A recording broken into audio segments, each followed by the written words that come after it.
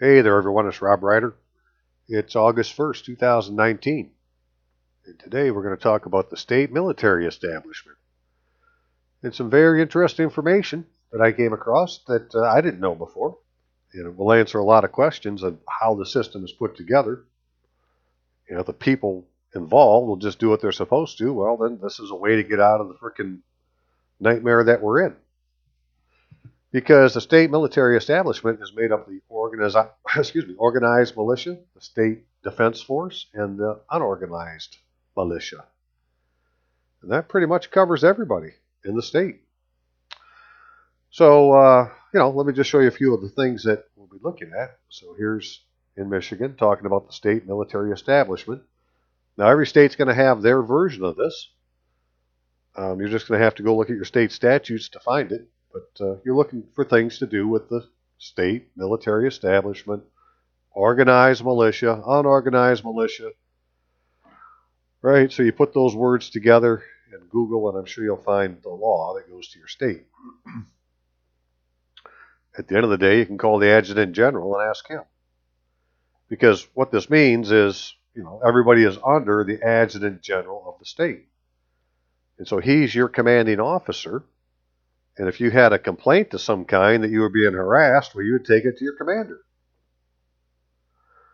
So let's look at this. What does it say? We got state military establishment, organization, organized and unorganized militia. The organized militia of this state, taken collectively, shall be known as the state military establishment and constitutes the armed forces of the state. I see they're using all lowercase words here. So they're, common noun words. They're not proper names of some entity, like armed forces of the state is just, common law, basically, without saying the name of that entity is the Michigan National Guard. No, it's the armed forces of this state.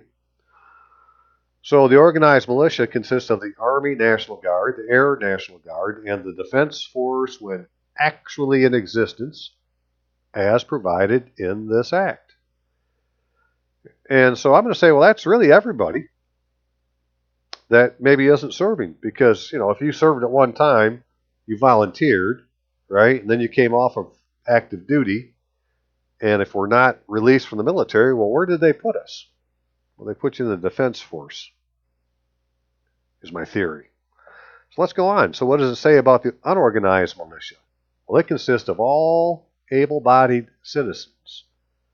Didn't say men or women or male or female. No, it just said citizens. So all men or women, all males and females of this state, and all other able-bodied citizens who are residents of this state who have or shall have declared their intention to become a citizen of the United States, who shall be age 17 or over and not more than 60, and shall be subject to state military duty as provided in this act.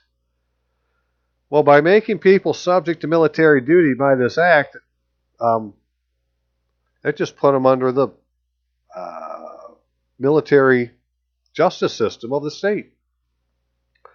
And that's why all these courtrooms have, they actually have two flags. They don't just have one, they have two gold fringe flags. They got a gold fringe flag of the United States and a gold fringe flag of the state. Well, then this is the, a federal republic. Michigan as the federal republic under federal law at a time of war. Right? These are military tribunals. But it's a state federal military tribunal. So the District of Columbia didn't come to your state. Your state's acting as a federal republic at a time of war. That's my guess. We'll go back and read some more. What the hell was that stuff? No, not that one yet. That's good stuff, though. Oh, back to this one. So, right? All able-bodied citizens of this state shall be subject to state military duty as provided in this act. So if you're between 17 and 60 and you're being harassed, well, maybe you can go take it to the adjutant general. So here's another section that said the governor as commander-in-chief may activate within the military establishment such number of units to be known as the Michigan Volunteer Defense Force as the governor considers necessary adequate emergency assistance to the state. When activated by proper authority, the Michigan Volunteer Defense Force shall perform missions as determined by the Department of Military and Veterans Affairs in cooperation with the Department of State Police and the State Emergency Preparedness Plan during times other than a national emergency, right? Other than a national emergency, organization of the Michigan Volunteer Defense Force shall not exceed 15% of the Michigan National Guard authorized strength. But we are under a national emergency, so it can be as big as they want it to be. And I don't know who the Department of State Police is, because that isn't how they describe this Michigan State Police. It's called the Michigan State Police, not the Department of State Police. So I'm thinking this is Homeland Security Police, right? Because the state emergency preparedness is run through Homeland Security. So again, I think this is all showing these federal tie-ins under the Federal Republic at a time of war, instead of a state, political entity. Because the state political entity, the parties, there's nobody there. Nobody's taking a proper oath. The offices are vacant. There are people acting like they're there, but they're not really holding those offices. But apparently somebody's holding an office in the Republic because, well, here's some damn flags. Where'd that one go? Excuse me. No, they make it too damn difficult. That one? That one? That one? Well, you saw it before, right? So, never mind. That one. There it is. That's actually my court, as far as I know. This is 63rd. Yeah, 63rd District Court. I've never been in this room, but I've seen it on video before. Okay. Let me go to the next thing here. So that's the Defense Force. Now, State Code of Military Justice. The State Code of Military Justice applies to all members of the organized militia when not in active federal service. Officers and enlisted personnel of the organized militia during service in the organized militia are exempt from jury duty and service on posse comitatus. Well, if they can make this thing called the Defense Force, Volunteer Defense Force, that can be whoever they want it to be. It could be everybody who's in the unorganized militia is now in the Defense Force. And because we're under a state of emergency, that group can be as big as they want it to be. Hey, passing the hat, if we can. PayPal account is Rob Ryder, ROBBRYDER at AOL.com. Put it in the mail to Robert Allen Retluski, 10955 14 Mile Road Northeast, Rockford, Michigan 49341. If you want to ask me a question, please do it by email, or you could call me on the phone. But either way, I'm not always here. I don't have that many hours to give up anymore until I get this thing figured out. So I really need the donations, right? So I can just keep my head in my hole I'm digging until I find the treasure. Because it's in here somewhere, and we're getting closer, right? So, having this information now, and I'm just going to show you some more bits and pieces where it comes from, and that's really all this video is for. Then the next step is to go do something with it. But the place that is done, because it's done at the state level, is either through, the Judge Advocate General for the Michigan National Guard, which says the mission of the Michigan National Guard Judge Advocate General's Corps is to provide legal services, counsel, and operations to the Adjutant General. Now, they got the T capitalized, so this is somebody's title, the Adjutant General. And that is the title they use for the Adjutant General at the Human Resources Command at Fort Knox. But the one that they have here is, right, just adjutant general. So, but nevertheless, that's who I wrote to. I said, okay, you're my commander, Major General Paul Rogers. Right, wrote to my commander and gave him my petition because I'm an enlisted man and I can bitch if I want to. You know, I've been given authority to. But more on that later. So let's just look at some of these acts real quick. They're not, they're not all that long. Like the Military Act for Michigan is almost 20 pages long, but it's packed full of peanuts. The intent of this act and other acts of this state affecting the Michigan National Guard, right? Lowercase National Guard. Well, who is that?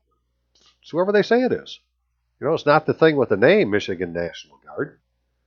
It's the people being the Michigan National Guard. The Michigan Defense Force and the Unorganized Militia to conform to applicable acts and regulations of the United States.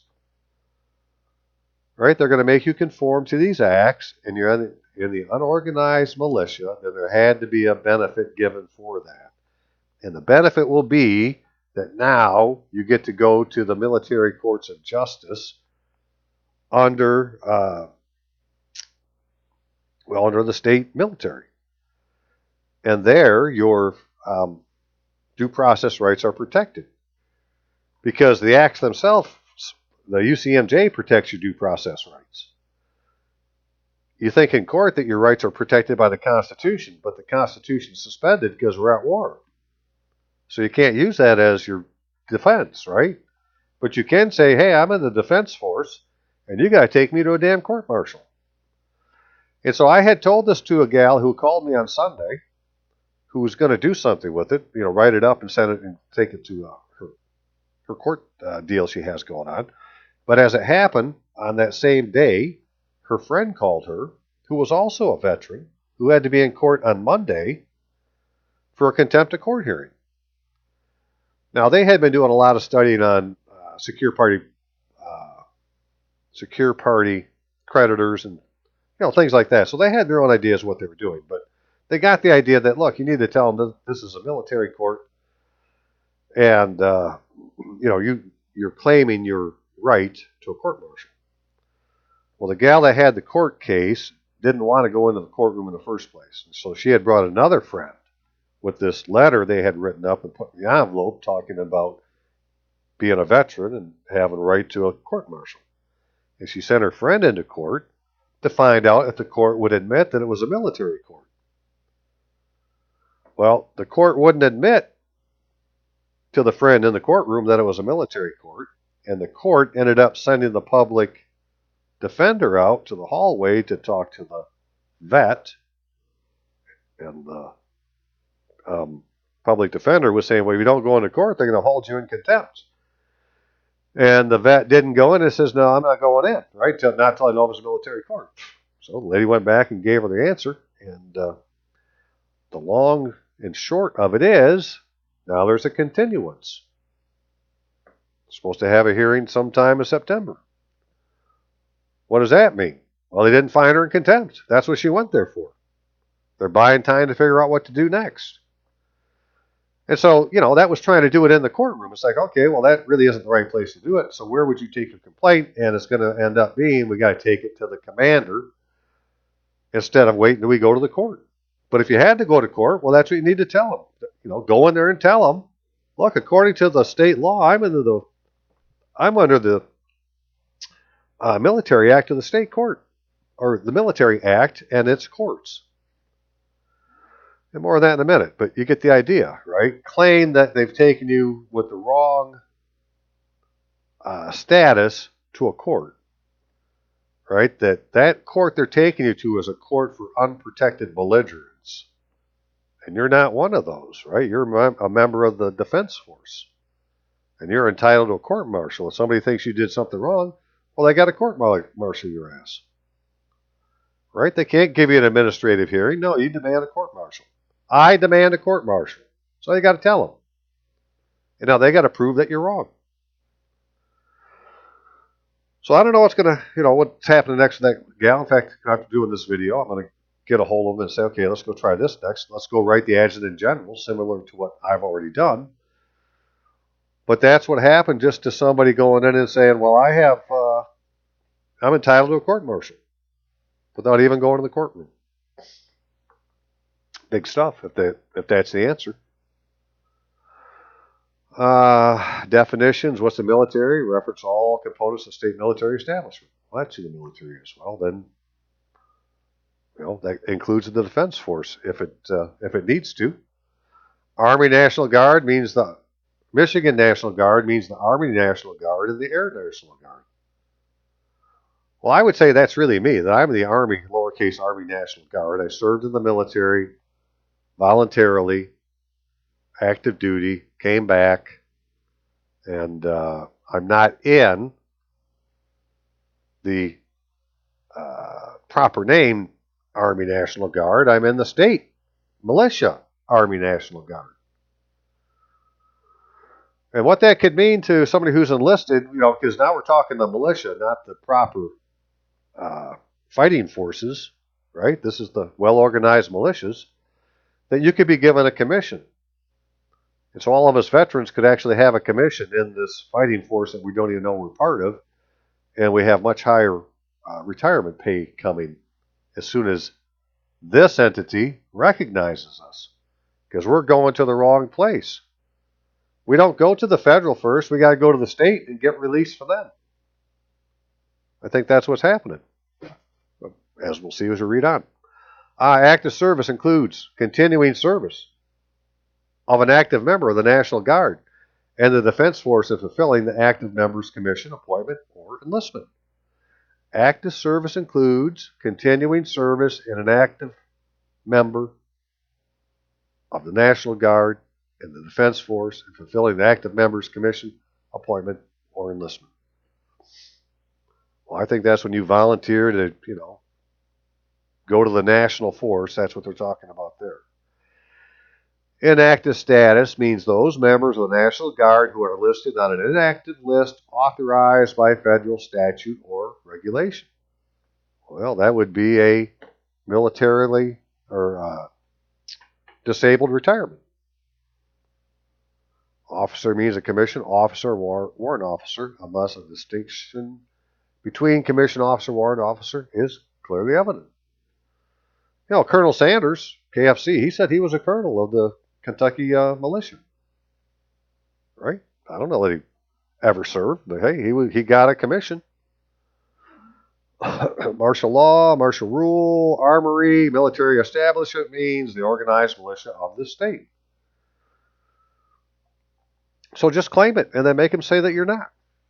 And, that they would have to say that you're not, and I don't think they're going to do it. State military establishment, right? We read this already. The organized militia of the state, taken collectively, shall be known as the state military establishment and constitutes the armed forces of the state. Well, if I'm in them armed forces, then I'm due a Geneva Convention ID card. A United States Armed Forces Geneva Conventions identification card, not a privilege card. You want the Geneva Convention identifications card, because that will prove your status. The organized militia consists of the Army National Guard, the Defense Force when actually in existence as provided by this act. The unorganized militia consists of all able-bodied citizens between 17 and 60, and they shall be subject to military duty as provided in this act. Well, so then they get to have the state code of military justice as their form of law, or proper venue, to hear a case, affecting their property and liberty. But a court-martial isn't what's happening when they take you to traffic court, although it's got the flags in there. That's not a frickin' court-martial. Where's the order that said you were court-martialed, right? Where's the charge? They don't have one. Each day spent on active service, state service under orders. Right? So they got state service, they got active service. They got different kinds of services. What do they have? They got active service means service including active state service and special duty required by law, regulation pursuant to order by the governor. Active service includes continuing service of an active member. Inactive service, you got special duty, you got active state service. It's really confusing. So just claim them. And then, some general or some officer is going to come out and say, well, no, you don't have that. They're not going to do it.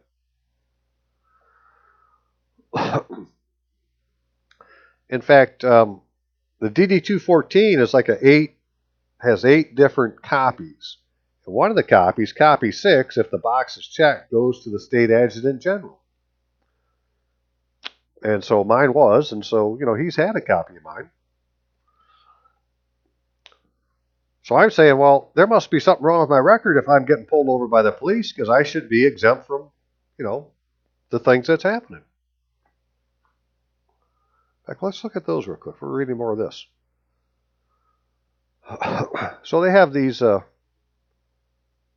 this was on the Michigan.gov website, where it said privilege from arrest. All officers, warrant officers, and enlisted personnel who are in actual service of the state or the United States are privileged from arrest and imprisonment during the time of their actual service, except for treason, felony, or breach of the peace. Privilege from arrest or imprisonment, exemption from levy, execution, seizure or attachment, adjournment of pending lawsuits, forfeitures, seizures, or sale of chattels, utilities. Well, you're going to find out they can't do that stuff when you're on, when you're in the service. Doesn't say you have to have gone. You're just in the service of your state. And if the governor has a national emergency going and, puts everybody in the national or in the voluntary defense force, or not even that, just the fact that they're in because we're under a state of emergency. That could make everybody part of the organized militia. Anyways, or in time of war, emergencies of the state or United States, in all cases except for treason, felony, or breach of the peace, are privileged from arrest and imprisonment during the time of active state service and for a period of 6 months after services cease. Their separate property, being the same period, is exempt from levy of execution, seizure, or attachment for debts contracted prior or during such service. They cannot foreclose on your property while you're in the proper status. It's just we're not claiming the proper status. They had to say, okay, the 3 reasons: treason, felony, and breach of the peace. So on the complaint forms for, they got a felony packet, they call it Michigan. It's got like 5 different forms on it. And it's got the information, then it's got the complaint, then it's got, an order. There's like 5 different things that make up this packet. But at the bottom of the part where the narrative is for whatever it is the complaint is, the last line of it says, comma, and against the dignity and the peace of the state of Michigan. Well, that just means that no matter what else they said, they're charging you for a breach of the peace. Right? All those other things and this. But the breach of the peace is the one they can arrest you for. And that's the game that they be playing. If you did actually commit a felony, they're going to just say you breached the peace. And if you don't say, well, I didn't breach the peace, right, then you're agreeing to that charge.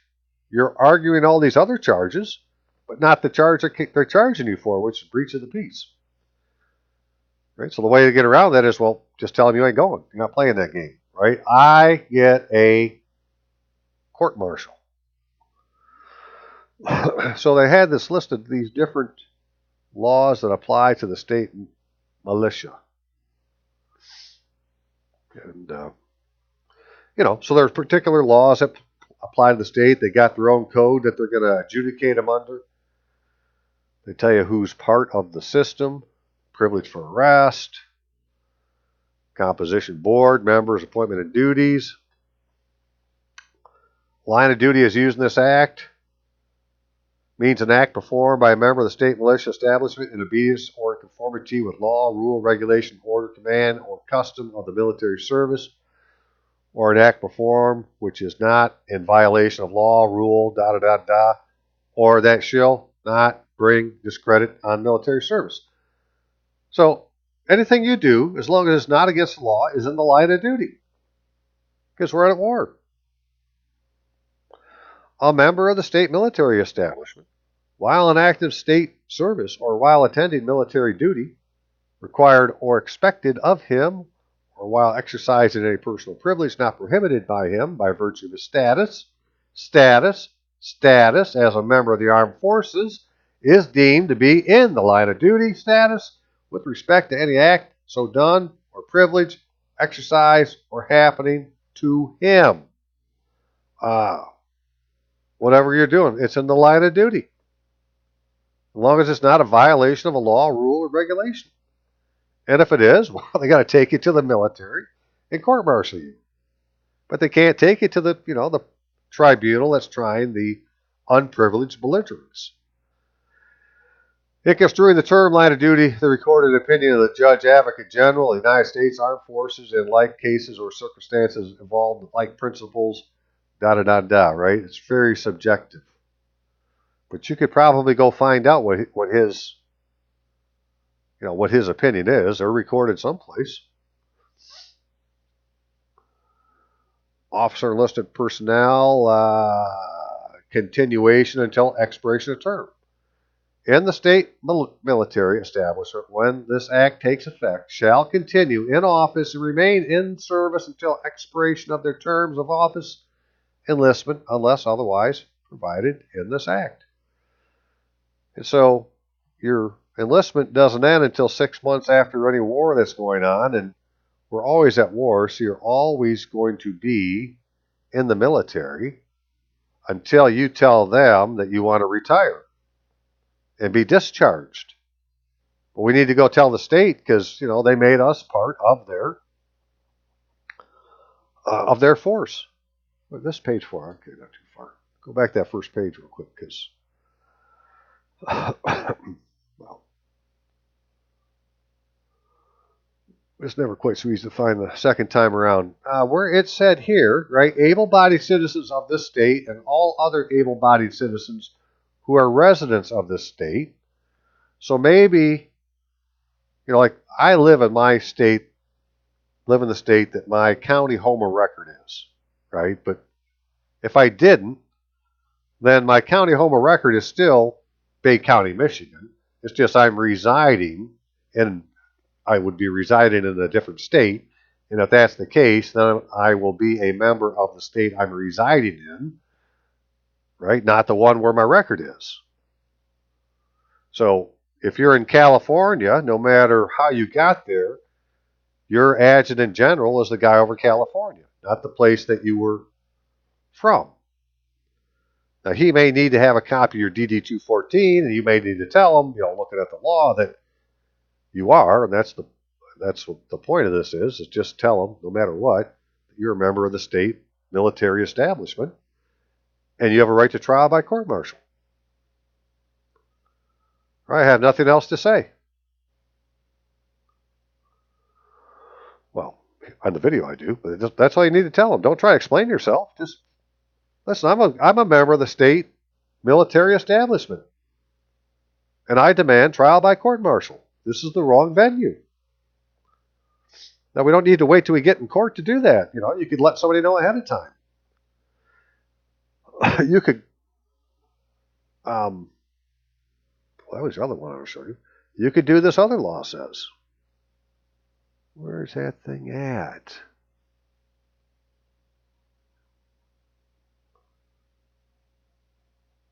Not unauthorized. No.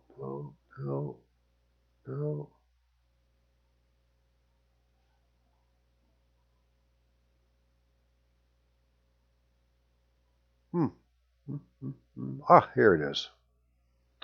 How could you miss this? Go find this one and put it on your refrigerator. Molesting or abusing member of state militia because of membership. Any person who shall unlawfully molest, insult, or abuse any member of the organized militia of the state while in performance of military duty, or unlawfully molest, insult, or abuse any member because of his membership or on account of the performance of military duty while a member, shall be guilty of a misdemeanor. Right, tell him you're committing a misdemeanor, right? I'm a member of the militia. You have to leave me alone. Don't insult me. Right? You're abusing my privileges. You see how easy that is, right? It's a new argument to make with somebody instead of whatever people normally tell a cop when he rolls up to the window. I'm a member of the state militia. Don't molest me. Don't insult me. Don't abuse me. If you have a complaint against me, you're going to have to take it to the post. That's powerful stuff, man. I was going to shut them right down. Okay. Where was I at here? Powers and duties of the governor. The governor is commander-in-chief, Michigan. See, of the Michigan National Guard. Now, that's the proper name of something. But earlier was, Michigan with lowercase National Guard. Well, is that something different than this National Guard? I have to believe it is. Right? But he's in charge of the Michigan National Guard. Unorganized militia, power of the governor. The governor may order into the defense force any members of the unorganized militia in case of riot, tumult, breach of the peace, resistance of process, or of service in aid of civil authority, whether state or federal, or in a time of actual or imminent public danger, disaster, crisis, catastrophe, or other public emergency within this state. Well, I think that just put everybody into the national or into the defense force, which is part of the organized militia. I mean, our governor this winter, he declared a state of emergency because of a snowstorm. I bet you he didn't remove it, he declared it, but he didn't write an order to cancel it, so it's still ongoing. State of emergency's on. That's all they got to do. State military forces, the United States is at war, which it is now, or in any other emergency is declared by the president. He declares them every week, or continues ones that have already been declared.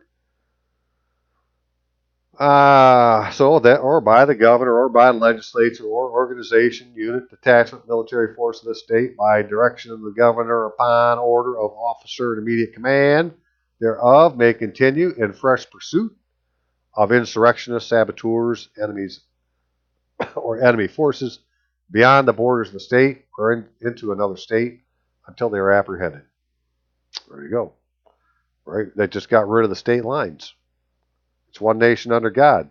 Just happens to be a piece of ground, ground, called Michigan, but it's in the one nation under God,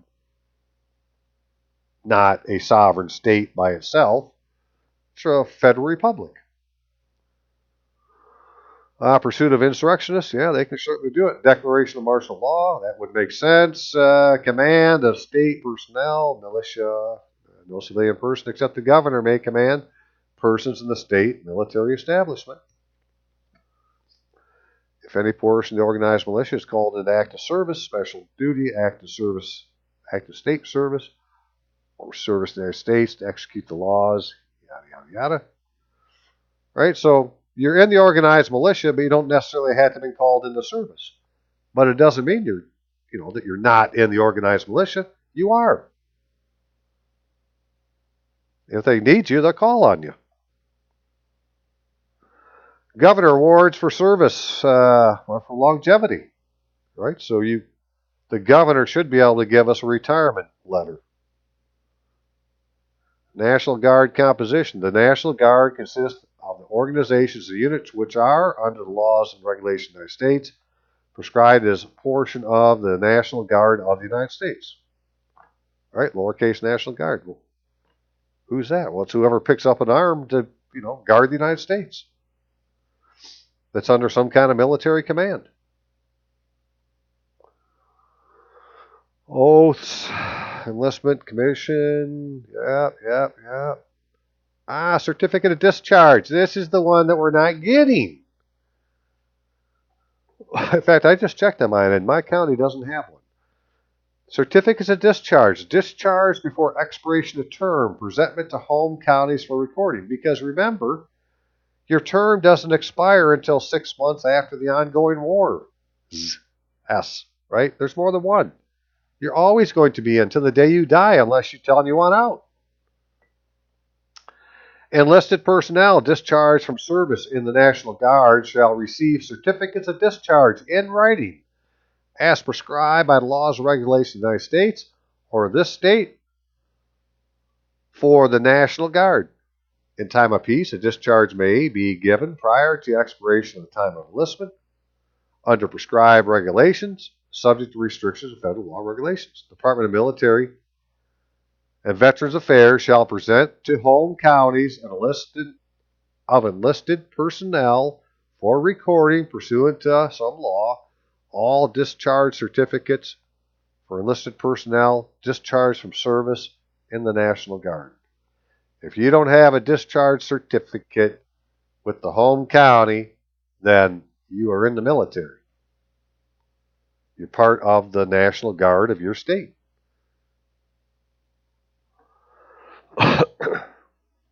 This isn't a time of peace, so a discharge may be given prior to expiration of the term of enlistment under prescribed regulations. Okay, well, whatever. So they're going to have to tell me, well, we can't give you one because we're at war and you're in the military.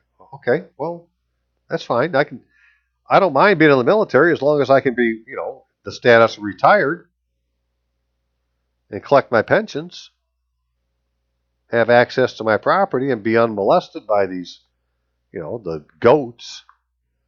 It's not the sheep causing the problem. It's the goats mixed in with the sheep. And actually, that's what will happen when we get this power and we understand this better. We can kick the goats out and the sheep will be left alone. Because not everybody's going to do this, right? Most people are sheep. But somebody has to be the shepherd, and this is how you get to be a shepherd. You can kick the goat out, and they have the authority to do so. Because until then, the scribes and Pharisees are in control. Because until your righteousness exceeds that of the scribes and the Pharisees, ye shall not enter the kingdom of heaven. So we need to treat the sheep better than the Pharisees are. And that's not a very high bar to, reach. Just look at how they treat people. Shall not be equipped with any type of weapon. Okay. State Defense Force and Unorganized Militia determination of a emergency.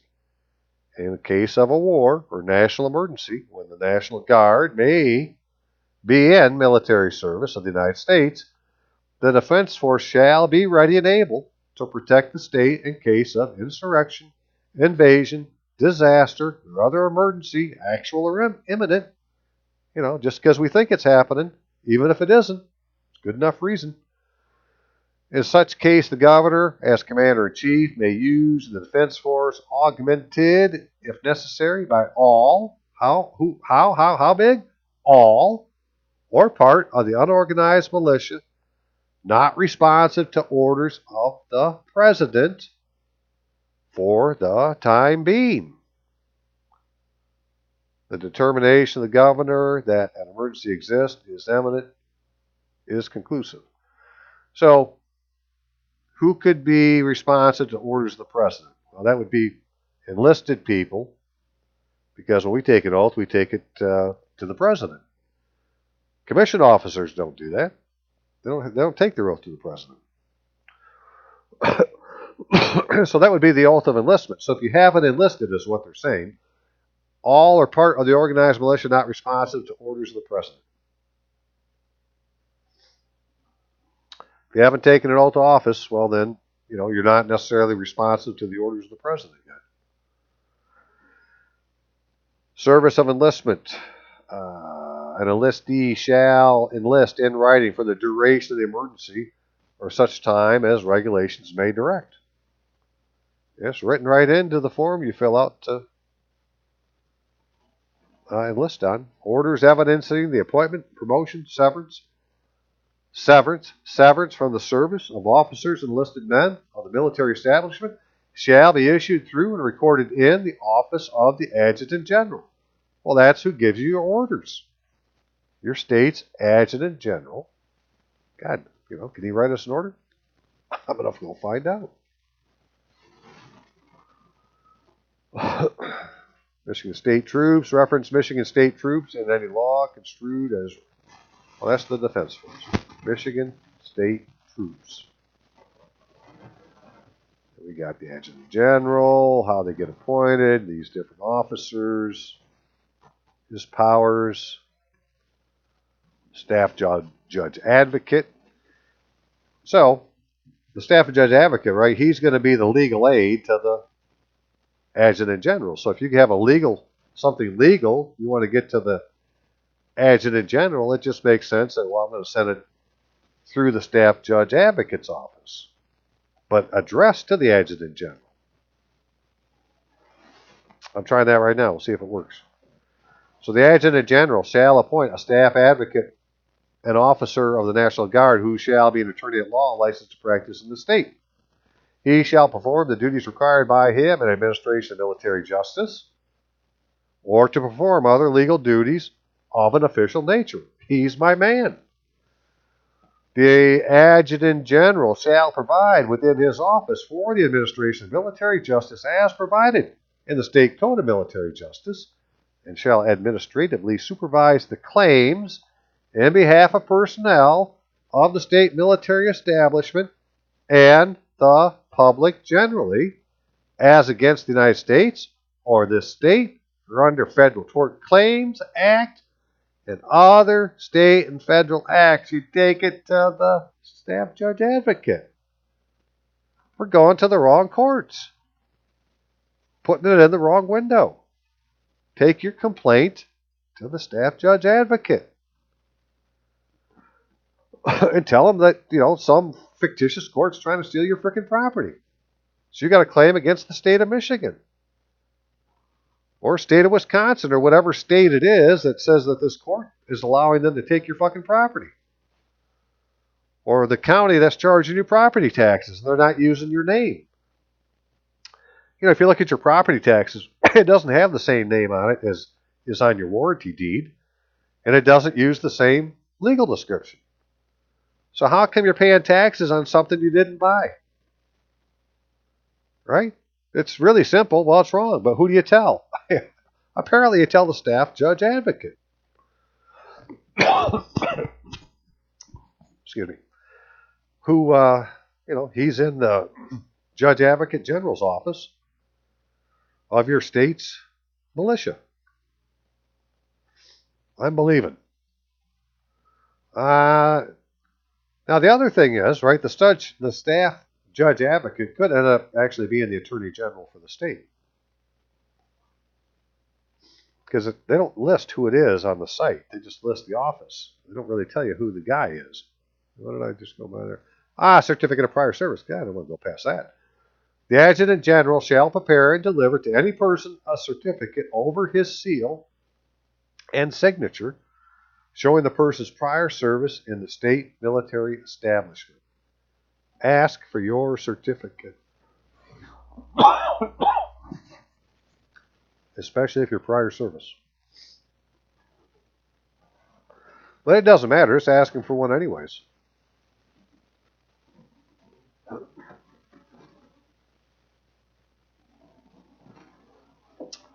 Except in a time of war, national emergency. Well, that's what we have now. Right, can retire at 62. And their names shall be placed on the state military retired list. Well, that's been knocked down to 60 now, which is where we saw earlier that between the ages of 17 and 60, you're in the service. Well, once you reach 60, you can get off. You can retire. But we need to get on this retirement list through the state, not necessarily the retirement list through the Army, which I'd been trying to do.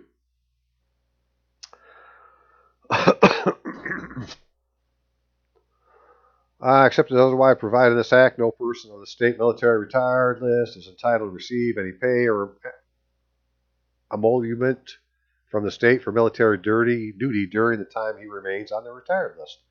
So even though you're retired, they may want to use use you. And to do that, you would have to do it for free. And I think they do that with officers, right? They need to put together a military tribunal, court martial, and they can't have their officers in the field running around doing all this stuff. They can, call in the retired officers to make up a court martial. Right, for court eligibility for court detail and other specific temporary special duty. Eligible surviving spouse, retirement pay received from federal government for military service. Right, so who's an eligible surviving spouse? Means the person to whom the deceased officer or enlisted person was married preceding the death of the officer or enlisted person, or whom the deceased retired officer or retired enlisted person was married at the time of retirement. So, that's who's eligible. So, other places it'll say if you were married and you didn't get remarried, right, then you're the surviving spouse. First in line, first in time. Or first in time, first in line. Right, that the benefits go to you. But the way you find out is you got to go claim them. You got to say that that's you. And so I haven't really read all of this stuff completely. I don't know how to do all these things yet. But I just, showing you the highlights. Retirement on completion of not less than 20 years active service. Now, this is active service in that lowercase National Guard or Defense Force, which would mean, well, if they put you in at the age of 17, at the age of 37, you can retire. Because you got active service, but you have to put your paperwork in.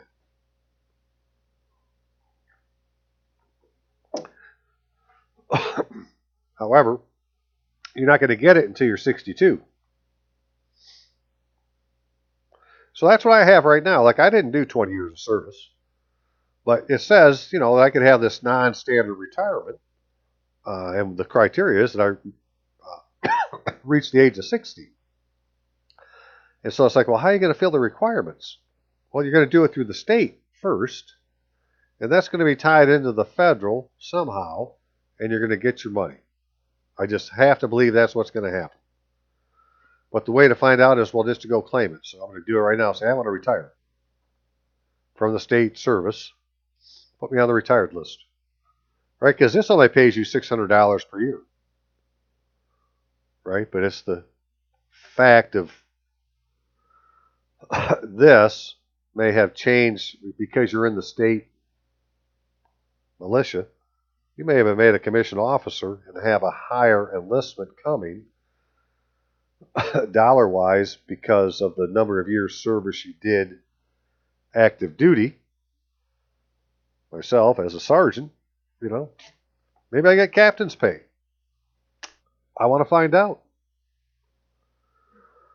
Retirement pay. Any person receiving retirement pay under provisions of these other ones is not. I have to go look at them. 306, 410, 431, 411. All have to do with retirement pay, and you're only going to get it from one of them. Active service for the purpose of establishing eligibility for retirement pay. Active service shall consist of any of the following. Active service in the Michigan National Guard or Michigan Defense Force as an officer or enlisted or both. Well, I think that takes care of me. Federal service in response to call or order of the President in a time of declared national emergency when such service is not voluntary. I think that's the draft. Voluntary active duty in service in the United States by members of the state military establishment, not in response to a call or order of the President in time of declared national emergency, shall be considered as active duty only when such duty is in support of a National Guard mission. Well, whatever they send you on it's a mission to guard the nation. So, if you volunteered in the military, then you can get active service time, because once you leave, you're going to be put into the Michigan National Guard or Defense Force and, bump up your years. Time and grade, time of service is how them points, how it all works out. Retirement pay at age 60. Hey, look at that. The last section of the law, we're talking about retirement at age 60. Those eligible on or after the effective date of this act, as provided by some other act, as amended, shall receive retirement pay upon 60, provided they have been separated, right? Provided they have been separated from the National Guard or Defense Force for age, physical reason, or as a result of federal law or regulation, da-da-da-da-da. So you need to go tell them you want to retire. Until you tell them you want to be separated, according to this, you can't claim the retirement. That's simple enough. Military establishment. Officers, National Guard, including the Adjutant General, who shall have completed. That's more on retirement. So you don't want to beat this retirement to death, but you can see that it's all built around retirement. They sure spend a lot of time talking about it. And then the Michigan Code of Military Justice. Right? This is the act that, you're not under the UCMJ, you're under this act. And relieve a person from trial by court-martial. Subject to limitations of actions under subsection 43, a person who is subject to this code and charged with an offense under this code is not relieved from trial by court-martial because of his or her military service is terminated. Beautiful. Don't matter if you've been terminated, service, you're still in. You're subject to the frickin', to the code. So take advantage of it. Right? Claim your right to a frickin' court-martial.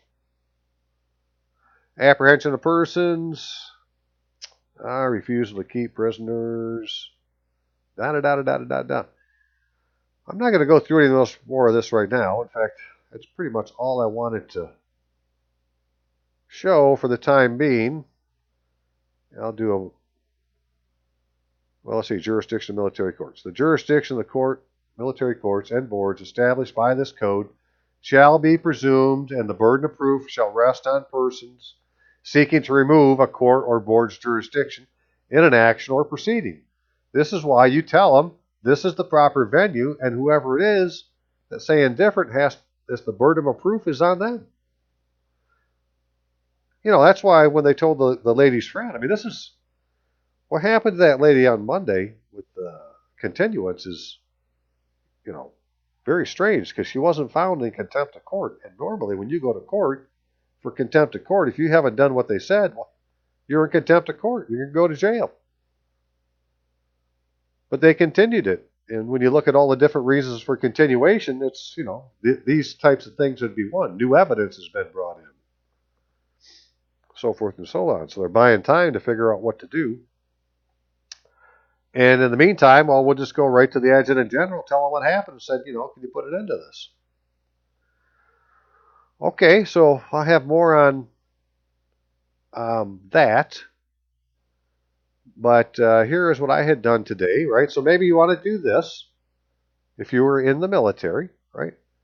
I am the enlisted soldier, Robert Allen Merluski, and I would like to know if a certificate of discharge has been presented to Bay County, Michigan in my name. If yes, can you please inform me how to get a certified copy of them for my records? And this is what the law said, right? Enlisted persons discharged from service in the National Guard shall receive certificates of discharge in writing as prescribed by laws and regulations of the United States of this state or this state for the National Guard. In time of peace, a discharge may be given prior to expiration of the term of enlistment under prescribed regulations subject to restrictions of federal law or regulations. Now, this is a certificate of discharge. Earlier, when we were looking at this very end here, they were talking about a certificate of discharge for getting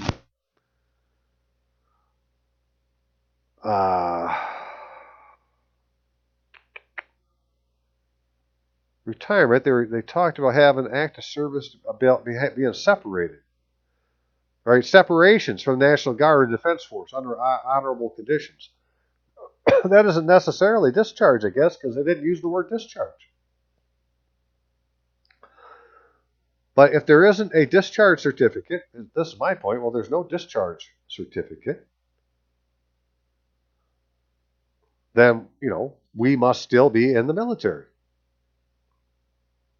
And so you're exempt from going to the venue they're sending us to, which is really a venue for the unprotected belligerent in a military court. If they're going to claim it's a military court, that's what it is, because it's not a court-martial. I guess it could be a court of inquiry, right? That they're just inquiring in, but it isn't a court of, so a court of inquiry is just taking the facts. So you present to the court of inquiry, well, I'm in the military and I have a right to a court-martial. He's just going to have to say, well, that's a fact. And we'll have to continue it and go in the back and have a talk.